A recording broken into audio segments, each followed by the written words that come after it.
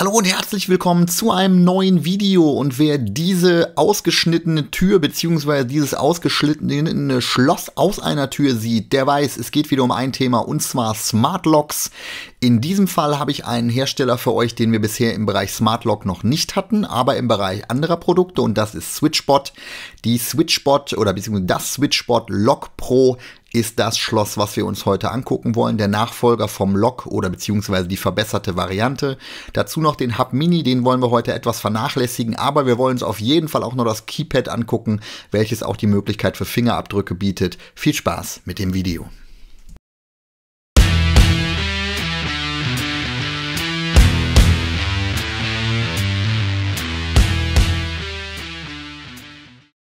Ja, grundsätzlich ist das Paket, welches ihr zum Beispiel kaufen könnt, und zwar für einen sehr guten Preis, kommen wir aber später noch zu. Wenn ihr Meta nutzen wollt und Funktionen, die remote sind, dann braucht ihr den Hub. Und zwar den Hub Mini in dem Fall oder einen anderen Hub von Switchbot.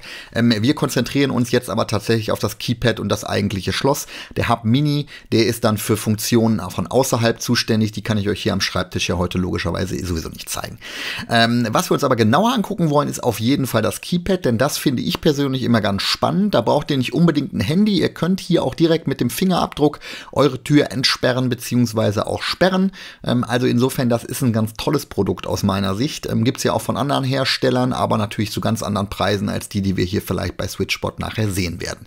CR123A Batterien finde ich immer ein bisschen blöd, weil die ja doch etwas außergewöhnlich sind. Sollen aber 2 Jahre halten. Ich denke, das reicht aus. Bluetooth Low Energy ist die Verbindung zum Schloss. Das dürfte, denke ich, klar sein. Und ihr könnt das Ding innen und außen verwenden und braucht logischerweise eine App, um das Ganze einzurichten. Aber das dürfte, denke ich, jedem klar sein, dass wir für dieses Gerät hier nachher eine App brauchen, um das einzurichten. Ja, ansonsten haben wir hier das Switchbot Lock Pro, also die verbesserte Version vom Lock oder aber auch die professionelle Pro-Version vom Lock. Da gibt es durchaus einige Features, die da hinzugekommen sind. Gucken wir uns einmal hier auf der Rückseite die Fakten an. Zum einen wiegt das Ding 435 Gramm, was jetzt weniger relevant ist, wenn es einmal installiert ist. Größe ist, ja, ich würde mal sagen, ist nicht ganz klein. Es ist für drinnen gemacht. 4 AA-Batterien lassen das Ganze mit Strom oder versorgen das Ganze mit Strom. Gibt auch noch einen optionalen Powerpack, wenn ihr wollt. Und es ist aus Aluminium und Magnesium, die Beschichtung außenrum. Das zeige ich euch dann aber später nochmal. Ja, und auch hier gilt natürlich, wir brauchen eine App, um das Ganze nachher einrichten zu können und zu konfigurieren. Ja, das soll es erstmal gewesen sein. Jetzt würde ich sagen, wir packen die Teile mal aus und gucken uns an, was drin ist. Und da legen wir erstmal los mit dem Keypad bzw. dem Fingerabdrucksensor oder Laser, wie auch immer. Der ist hier nämlich drin. So, jetzt komme ich hier irgendwie, ja, ich komme hier nicht dazwischen. Versuchen wir es nochmal von oben. Jetzt geht's. Ja, das Spannende daran ist ja, dass das Ding normalerweise sehr, sehr teuer ist. Gerade mit dem Fingerabdrucksensor nimmt der eine oder andere alternative Hersteller da sehr viel Geld dafür. Hier ist das wirklich richtig preisgünstig. Ich glaube, der Original-Einzelpreis liegt bei 49 € im Paket. Nachher wird das Ganze aber nochmal viel spannender. Jetzt gucken wir aber erstmal, was drin ist, bevor wir uns zu sehr hier über den Preis unterhalten. So, da ist mehr drin, als ich tatsächlich erwartet hätte. Hier sind diverse Befestigungsmaterialien. Was haben wir hier noch? Ja, da ist auf jeden Fall eine ganze Menge drin, und ein Teil will jetzt hier irgendwie nicht raus. Na, kriege ich das jetzt hier noch raus, ohne den ganzen Karton kaputt zu machen? Ah ja, guck mal hier, da haben wir auch das. Dann ist das Ding auch leer. So, jetzt seht ihr, hier ist wirklich eine ganze Menge rausgekommen. Was da mit dabei ist, macht natürlich auch Sinn. Wir brauchen ja Befestigungsmaterial, damit das Ganze vor eurer Tür sozusagen angebracht werden kann. Gucken wir uns aber erstmal die klassischen Dinge an. Also eine Batterie oder beziehungsweise 2 Batterien sind mit dabei, damit ihr das Ding auch sofort in Betrieb nehmen könnt. Dann haben wir hier noch so ein kleines Reset-Tool, wie wir es vielleicht vom Handy kennen. Da werden wir wahrscheinlich dann unten irgendwas lösen können oder einen Reset-Button drücken können, wie auch immer. Befestigungsmaterial, das sieht also so aus, als ob wir das einmal per Schraube oder beziehungsweise per Dübel und Schraube festschrauben könnten oder aber auch mit diesem Klebeband festkleben könnten. Hier sind dann auch entsprechend Dübel und Schrauben direkt mit dabei. Das ist natürlich ganz praktisch, braucht man nicht selber noch nach was suchen. Dann haben wir hier ein Reinigungstuch und noch eine Info zum Support. Das ist jetzt vielleicht weniger relevant, eine Bohrschablone, wenn ich das richtig sehe. Ja, genau, das ist eine Bohrschablone. Das ist natürlich wiederum ganz praktisch. Diesen Pappeinsatz, der interessiert uns nicht weiter. Eine Bedienungsanleitung und die ist, na, finde ich irgendwo deutsch. Es sieht aber nicht danach aus, denn von vorne bis hinten ist fast Englisch. Okay, die Bedienungsanleitung ist also hier in der gedruckten Form tatsächlich nur auf Englisch verfügbar. Sollte aber kein Problem sein, denn ich hoffe, wir brauchen das Ding gar nicht, weil alles nachher über die App läuft. Dann haben wir hier eine NFC-Karte. Das ist natürlich ganz cool, dass die direkt mit dabei ist. Dann können wir da auch direkt die NFC-Funktion nachher einmal ausprobieren. Wir haben hier noch, ja, ich weiß nicht genau, was könnte das sein? Das sind wahrscheinlich so Abstandshalter oder sowas. Sind so ein bisschen Hartgummi. Ja, die werden wahrscheinlich für die Halterung sein, um dann einen gewissen Abstand zu halten. Und wir haben hier noch so ein Öffnungsteil. Ja, weiß ich gar nicht, wofür das jetzt ist, aber vermutlich hinten fürs Batteriefach oder sowas. Werden wir uns später nochmal angucken. Hier ist auf jeden Fall dann das eigentliche Gerät und da unten, genau, da könnte dieses Teil reinpassen, um das Batteriefach aufzumachen. Wir sehen, wir haben ein Tastenfeld, wir haben eine Lock-Taste ganz links unten und eine Bestätigungstaste. Gute Verarbeitung, Druckpunkte sind absolut okay und unten dann halt den Fingerabdrucksensor. Da werden wir natürlich nachher mal gucken, ob der vor allen Dingen schnell genug ist, denn wenn wir nachher 5 Minuten warten müssen, bis das Schloss aufgeht, dann nützt uns auch eine Code-Tastatur bzw. ein Fingerabdruckleser dann nichts mehr.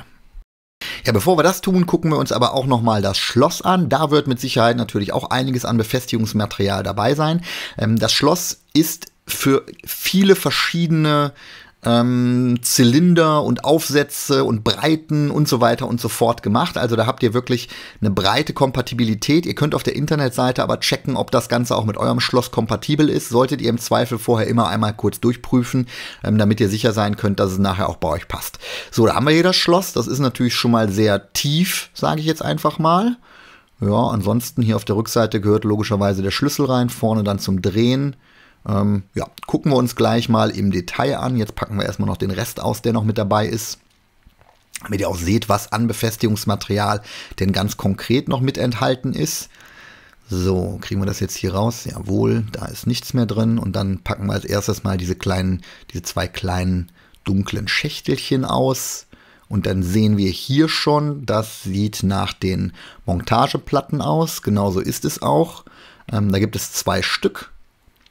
Eine Montageplatte, die ihr verschraubt und eine, die ihr aufklebt, ist erfreulicherweise auch ein Ersatzaufkleber mit dabei, denn dann braucht ihr das Schloss, wenn ihr mal umzieht oder so, müsst ihr euch nicht immer eine manuelle Lösung suchen, sondern könnt es einfach auch entsprechend neu festkleben. Hier sind die Verschraubungen tatsächlich direkt mit dem Zylinder angedacht, zumindest wäre das so meine These, oder mit dem Kleber.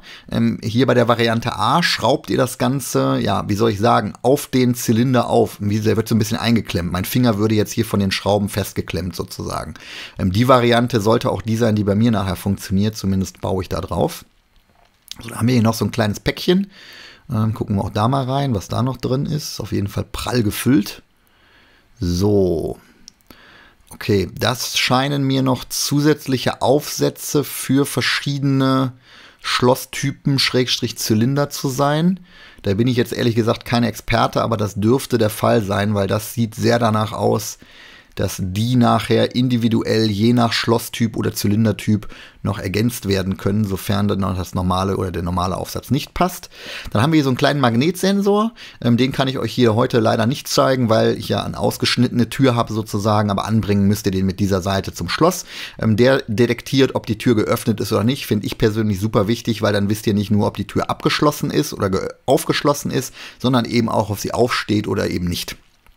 So, dann haben wir hier noch mehr Material mit dabei. Was ist das hier? Gucken wir mal kurz drauf.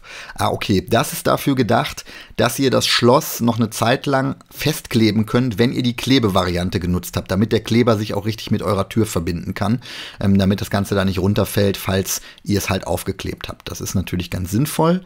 So, auch hier nochmal eine Bedienungsanleitung. Auch die brauchen wir gar nicht weiter gucken, die ist nur in Englisch. Und dann haben wir hier noch, ja, gucken wir auch da noch mal rein. Zweites Tütchen. So, was ist da noch drin? Okay. Da haben wir einmal 2 Imbusschlüssel, dass wir das für die Türinstallation benutzen können. Schräubchen, um das Schloss dann nachher zu verschrauben, beziehungsweise auch an den Zylinder zu schrauben. Wir haben ein Reinigungstool, eine Info über den Support und die Garantie. Und wir haben noch Primer, damit ihr vorher eurer Tür vorbehandeln könnt, damit das Ganze auch vernünftig dann aufklebt. Und noch einen Ersatzklebestreifen für den Magnetsensor. Auch das natürlich sinnvoll, dann könnt ihr auch den nochmal neu anbringen, ohne da manuell rumfummeln zu müssen mit den Kleber oder beziehungsweise mit doppelseitigem Klebeband. So, werfen wir nochmal einen Blick auf die Details. Also hier unten habt ihr den Knopf, mit dem ihr manuell das Schloss öffnen und schließen könnt. Und plus noch einen Touchknopf, der dann auch die automatische Schließung ohne weitere Dinge ermöglicht. Auf der Rückseite wird der Schlüssel reingeklemmt und dann dreht der Motor den Schlüssel in eurem Schloss. So ist ja die Logik bei vielen Smart Locks. Ansonsten fühlt sich das hier gut an. Das ist hier hinten, der hintere Teil ist aus Plastik. Ansonsten alles, was ihr vorne seht und auch die Seiten sind dann offensichtlich aus diesem Aluminium. Hier oben das Batteriefach oder beziehungsweise unten, das Schloss kann natürlich in beide Richtungen angebracht werden sozusagen, findet ihr dann hier die Batterien drin, genau.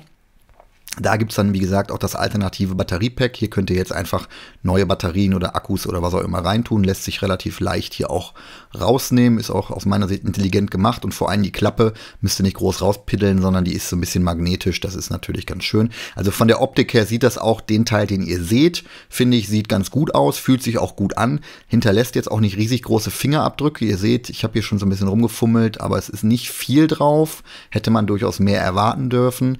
Ansonsten, ja, schwarz natürlich in dem Fall sehr unauffällig. Wenn ihr eine schwarze Tür habt, wenn ihr eine weiße Tür habt, ist es natürlich ein bisschen auffälliger. Ich weiß gar nicht, es gibt, glaube ich, keine weiße Variante bisher, aber vielleicht kommt die noch. Ja, in Summe macht das auf jeden Fall einen guten Eindruck und jetzt legen wir dann tatsächlich mal los. Ja, denn ich habe das Schloss jetzt installiert und man muss sagen, und da bin ich tatsächlich vollkommen neutral, das ging wirklich richtig schnell. Ich musste nur die Platte aufschrauben, ich konnte die mit den Schräubchen festziehen, habe das Ganze dann aufgeklemmt, die beiden Schrauben an den Seiten draufgesetzt, den Schlüssel reingetan und fertig war das Ding. Also das ging wirklich richtig schnell. Ihr seht jetzt hier, dass das Schloss bei mir auch andersrum angebracht ist, also quasi mit der Schrift nach oben sozusagen. Das hängt natürlich immer so ein bisschen davon ab, wo denn dann euer Griff und so weiter und so fort sitzt. Und hier seht ihr, wir können das jetzt auch manuell ohne Probleme bewegen, aber das ist natürlich nicht so ein Zweck der Übung, denn wir wollen das ja quasi automatisiert machen.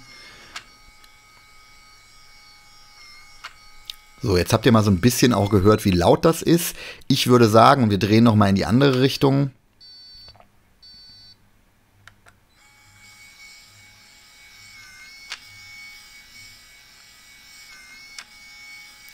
Lautstärke ist aus meiner Sicht okay, nicht überragend leise, muss man sagen, und im Zweifel auf dem Niveau von meinem alten Nuki 2. So, dann schauen wir uns jetzt mal die manuellen, in Anführungsstrichen, Möglichkeiten an, also Keypad, Fingerabdrucksensor und NFC-Karte. Wir haben jetzt hier als erstes die Möglichkeit, die Karte quasi auf den Laser zu halten. Das könnt ihr in der App konfigurieren, zeige ich euch später nochmal, wie das Ganze geht, und schon öffnet sich die Tür. Ihr könnt also irgendjemandem, wenn ihr mögt, diese Karte mitgeben, er hält sie an das Keypad, welches ihr von außen an eure Tür angebracht habt, und schon kann er die Tür damit öffnen. Das lässt sich sowohl auch einschränken, als auch dauerhaft machen sozusagen. Also ihr könnt quasi die Karte auch mit zeitlichen Restriktionen versehen. Jetzt könnt ihr das Schloss auch wieder abschließen von außen. Dafür ist dieser Button hier links unten gedacht. Auch den könnt ihr ein- und ausschalten. Wenn man das nicht möchte, lässt sich das natürlich auch deaktivieren. Ich finde es persönlich ganz gut, weil dann kann man auch direkt wieder abschließen. Jetzt zeige ich euch nochmal, wie schnell das mit dem Fingerabdrucksensor geht.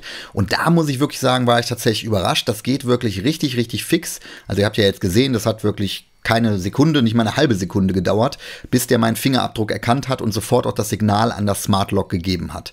Also von daher, das auf jeden Fall eine richtig gute Geschichte. Wäre auch meine persönliche favorisierte Lösung. Das mit dem Code ist auch okay, aber mit dem Fingerabdruck geht natürlich super schnell. Einfach nur kurz dran halten und fertig aus, und dann geht die Tür auch entsprechend auf.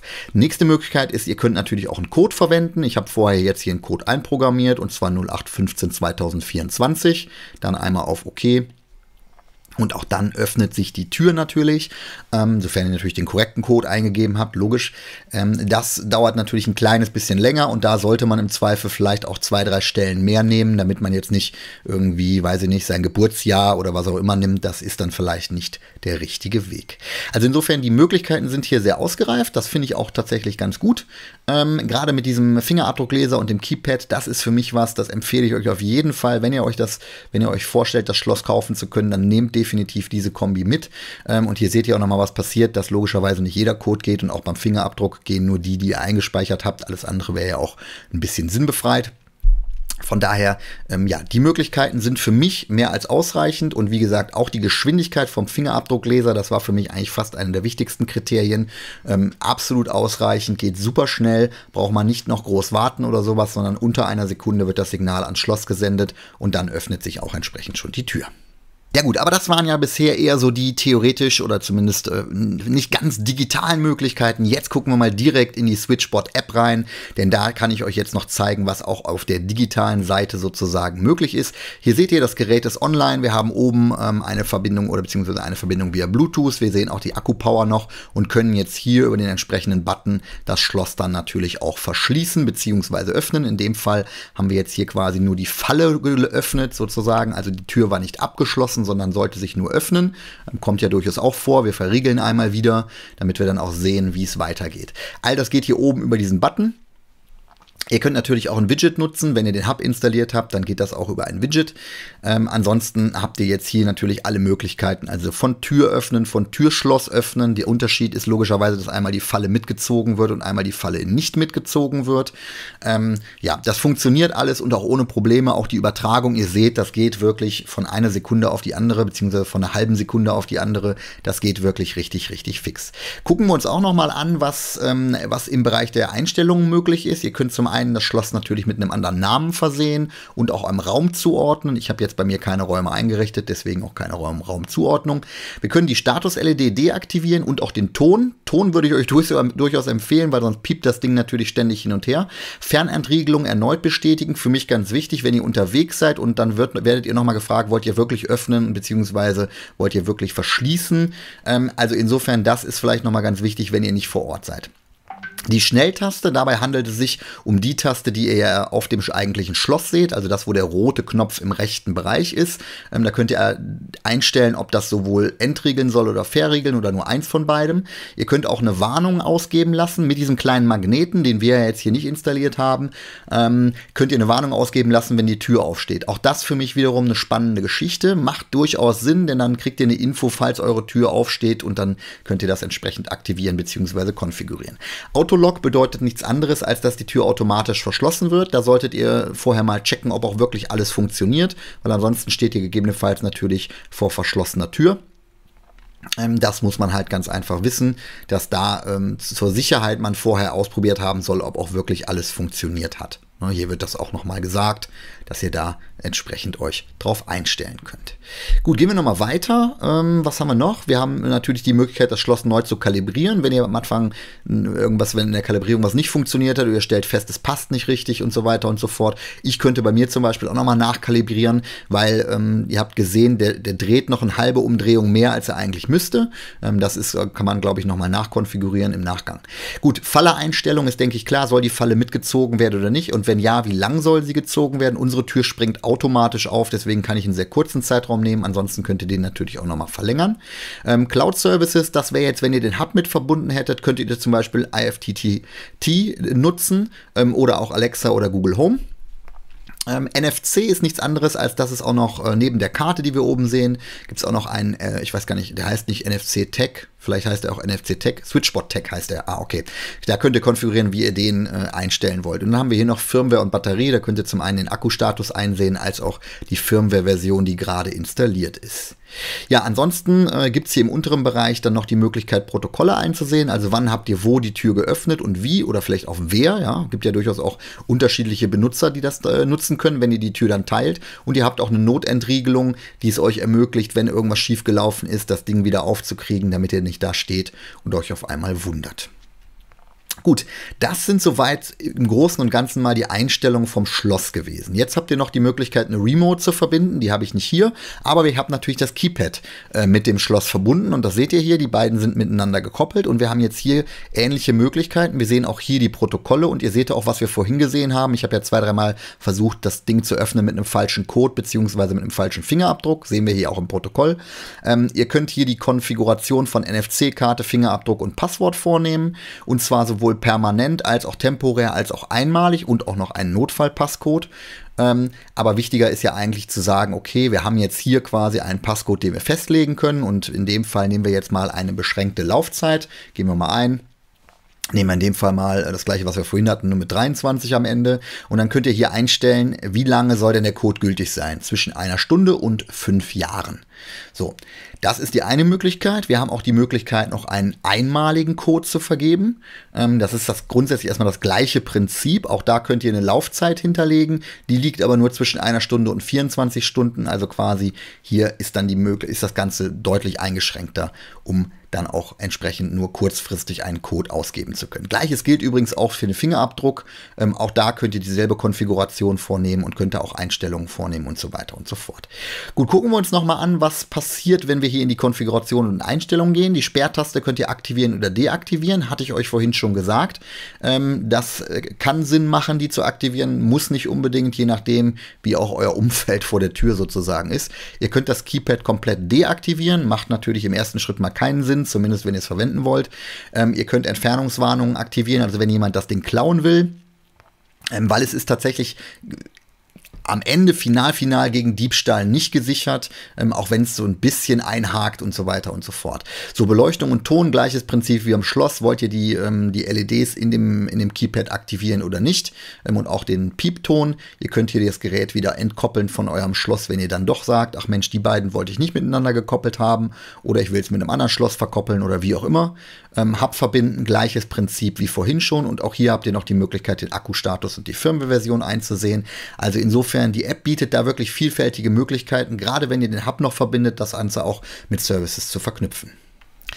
Ja, damit sind wir auch schon am Ende angekommen von meinem persönlichen Eindruck zum SwitchBot Lock Pro. Und ich muss sagen, ich bin sehr positiv überrascht dafür, dass es ja quasi die zweite Generation ist, wenn man so will. Verarbeitung richtig gut. Und das für den Preis lässt sich super einfach installieren durch die verschiedenen Installationsmöglichkeiten. Ihr werdet in der App auch angeleitet. Also da braucht ihr wirklich die Bedienungsanleitung nicht zu gucken. Ihr könnt das Ganze hier an den Seiten auch noch aufschrauben, sodass es auch wirklich sicher auf eurem Schloss drauf sitzt.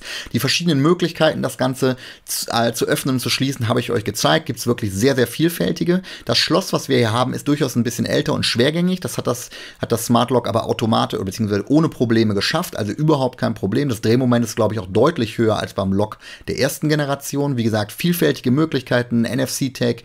Ihr habt hier den Fingerabdruckscanner. Ihr habt die Code-Möglichkeit. Ihr könnt das Ganze über die App machen. Also all die Möglichkeiten, die da quasi gegeben sind. 15 sind es, glaube ich, an der Zahl. Selbst mit der Apple Watch könnt ihr das Ganze nutzen.